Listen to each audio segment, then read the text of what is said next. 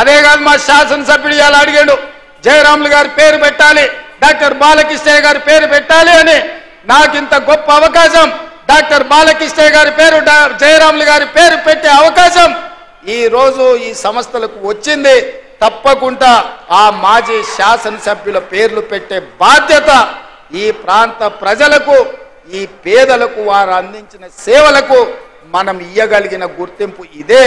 అందుకే రాష్ట్ర ప్రభుత్వం వేదిక మీద నుంచి ప్రధాన కార్యదర్శి గారికి నేను ఆదేశాలు ఇస్తున్నా.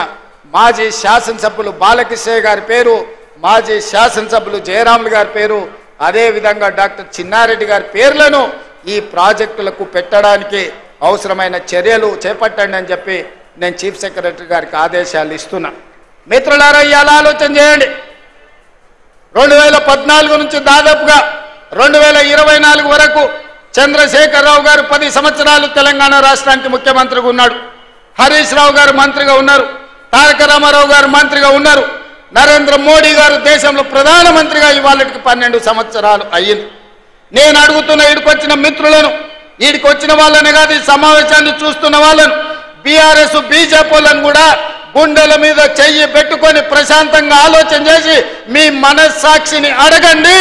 తెలంగాణ రాష్ట్రంలో ప్రజాపాలన ఇందిరమ్మ ప్రభుత్వం ఏర్పడ్డ తర్వాత 25,50,000 మంది రైతులకు 21,000 కోట్ల రూపాయలు మొదటి సంవత్సరంలోనే రుణమాఫీ జరిగిందా లేదా? మీ గుండెని అడగండి, మీ మనసును అడగండి. ఇవాళ ఆ రైతులను బయటికి వచ్చి మాట్లాడమని నేను అడుగుతున్నా. ఇవాళ మనసు లేనోళ్ళు, మనసాక్షి లేనోళ్ళు, బీఆర్ఎస్ వాళ్ళు, బీజేపీ వాళ్ళు ఒక్కటై ఏకమై రైతులను ఆగం చెయ్యాలన్న ఆలోచనతో మాట్లాడుతున్నారు. నేను అదేవిధంగా మా రైతాంగాన్ని, మా సోదరిమల్ని, మా ఆడబిడ్డలను అడుగుతున్నా. ఆనాడు రైతు భరోసా పథకం చంద్రశేఖరరావు గారు ఎన్నికల పేరు మీద ఎగనామం పెట్టిపోతే ప్రభుత్వం ఏర్పడ్డ మొదటి 3 నెలల్లోనే డిసెంబర్ 7 నాడు ప్రభుత్వాన్ని ఏర్పాటు చేసిన మేము, మా మిత్రుడు బట్టి విక్రమార్క గారు మార్చి లోపలనే 7,625 కోట్ల రూపాయలు రైతు భరోసా పైసలు మీ ఖాతాలలో వేసినమా లేదా? మీరు వెళ్ళి మీ బ్యాంకుల్లో చూసుకోండి. 7,625 కోట్ల రూపాయలకు ఒక పైసా తగ్గినా మీరు మమ్మల్ని నమ్మకండి. ఒకవేళ వేసింది నిజమైతే ఆ తోడు దొంగలు చెబుతున్న అబద్ధాలను తిప్పికొట్టమని తెలంగాణ రైతాంగాన్ని నేను అడుగుతున్నా. ఇవాళ తెలంగాణ రైతాంగాన్ని, ఎర్ర ఎండలు మండుతున్నాయి, విద్యుత్ వినియోగం పెరిగింది.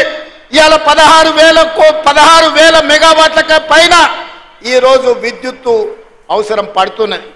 కానీ ఒక్క గంట అయినా ఎక్కడైనా విద్యుత్ కోతలు విధించినమా?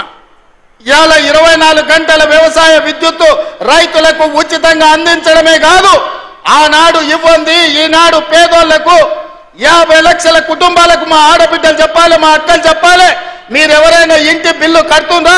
200 యూనిట్ల వరకు ఒక్క పైసా లేకుండా మా ఆడబిడ్డలకు ఇంటి కరెంటుకు బిల్లు కట్టకుండా మాఫీ చేసింది నిజం కాదా? మా అక్కల్ని నేను అడుగుతున్నా, మీరు ఒక్కసారి ఆలోచన చెయ్యండి. ఇంటి బిల్లు గట్టక 15 నెలలు అయింది కదా. బట్టి గారు ఒక్క రూపాయి నన్ను మిమ్మల్ని అడిగినరా? మీ 50 లక్షల పేదోళ్ళ కుటుంబాలకు ఇవాళ 200 యూనిట్లు మేము ఇవ్వడం లేదా? ఇది నిజం కాదా అని చెప్పి మా ఆడబిడ్డలను అడుగుతున్నా.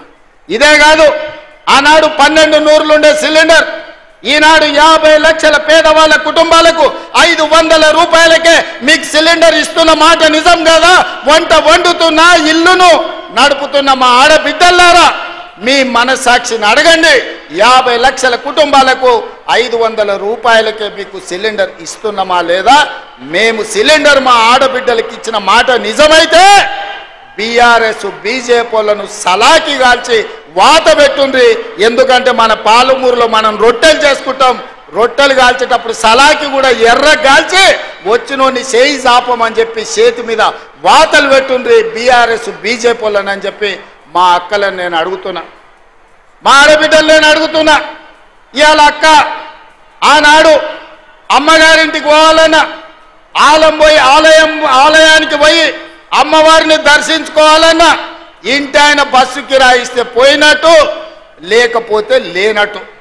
నేను అడుగుతున్నా మా అక్కల్ని, అమ్మ ఇంటి ఆయన పనిపోతే మీరు బస్సు ఎక్కి అమ్మగారింటికి పోతే ఒక్క పైసాన్ని అడుగుతున్నారు ఎవరైనా?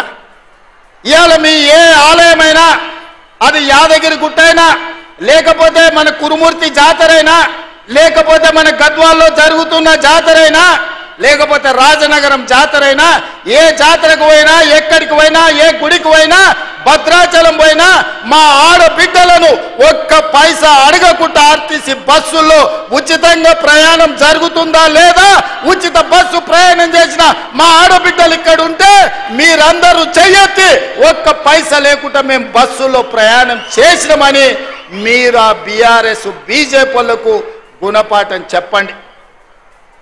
150 కోట్ల మంది ఆడబిడ్డలు ఈ 15 నెలల బస్సులో ఉచితంగా ఒక్క పైసా ఖర్చు పెట్టకుండా ప్రయాణం చేసిన మాట వాస్తవం కాదా?